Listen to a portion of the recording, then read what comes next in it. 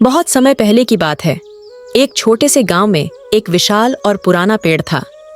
उस पेड़ की शाखाएं आकाश तक फैली हुई थीं और उसकी जड़ें गहराई तक जमी हुई थीं। गांव के लोग उस पेड़ से बहुत डरते थे, क्योंकि उन्हें यकीन था कि उस पेड़ में एक चुड़ैल का वास था। कहानी कहती है कि कई साल पहले गांव में एक औरत रहती थी जिसे सभी बहुत अच्छी मानते थे। उसका नाम सुषमा था।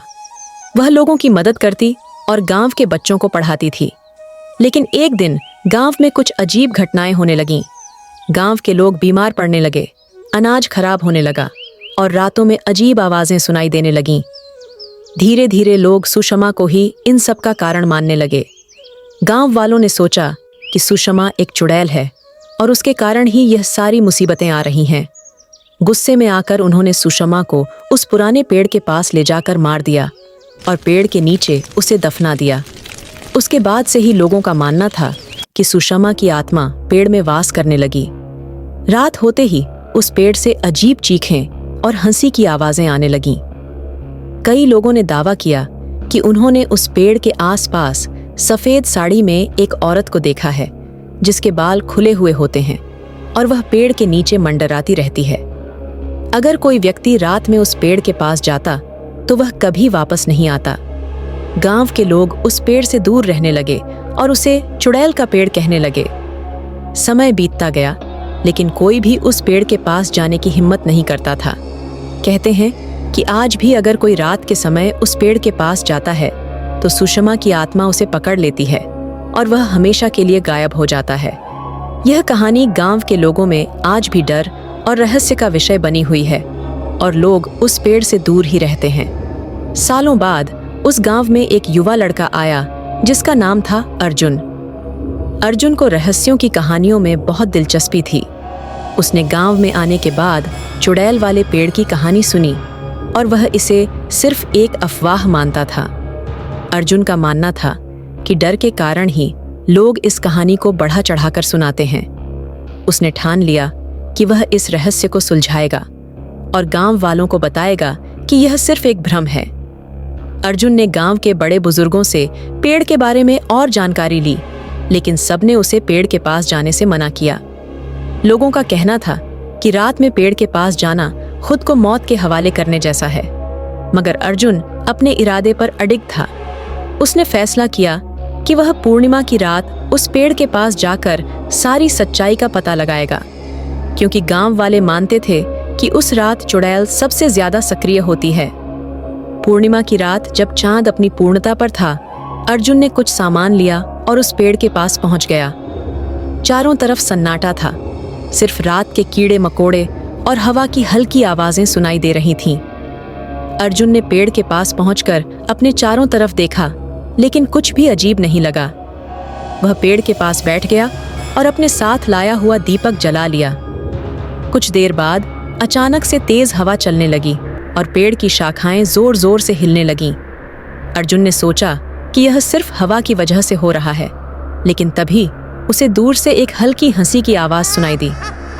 अर्जुन ने ध्यान से सुना और धीरे धीरे वह आवाज पास आने लगी।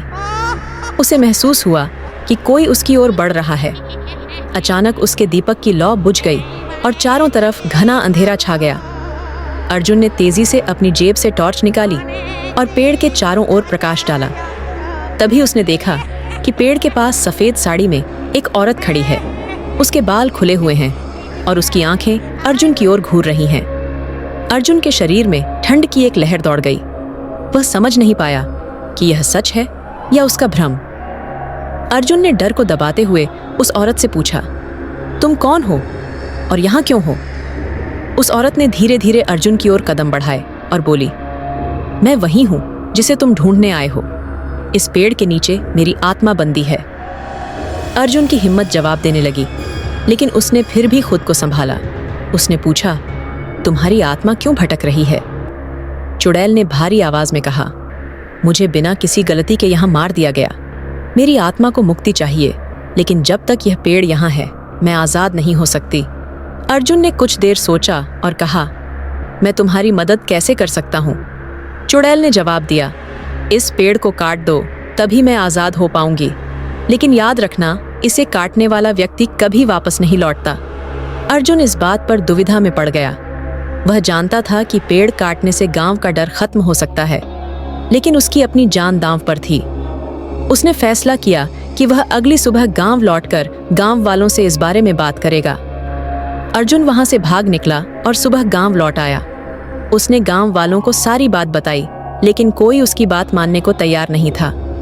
लोग कहते रहे कि पेड़ को छेड़ना एक बड़ा खतरा है। फिर भी अर्जुन ने ठान लिया कि वह पेड़ को काटेगा और चुड़ैल को मुक्ति दिलाएगा।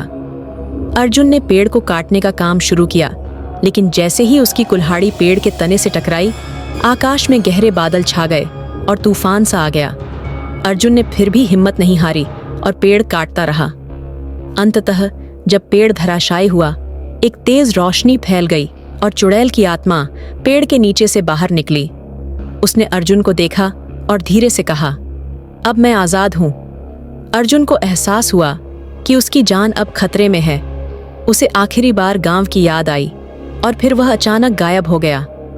गांव के लोग जब उस जगह पहुंचे तो पेड़ गिरा हुआ था, लेकिन अर्जुन का कोई निशान नहीं था। गांव वालों ने अर्जुन की बहादुरी की सराहना की और उस दिन के बाद से वह पेड़ और चुड़ैल की कहानियां खत्म हो गईं। मगर अर्जुन का क्या हुआ, यह एक रहस्य ही बना रहा।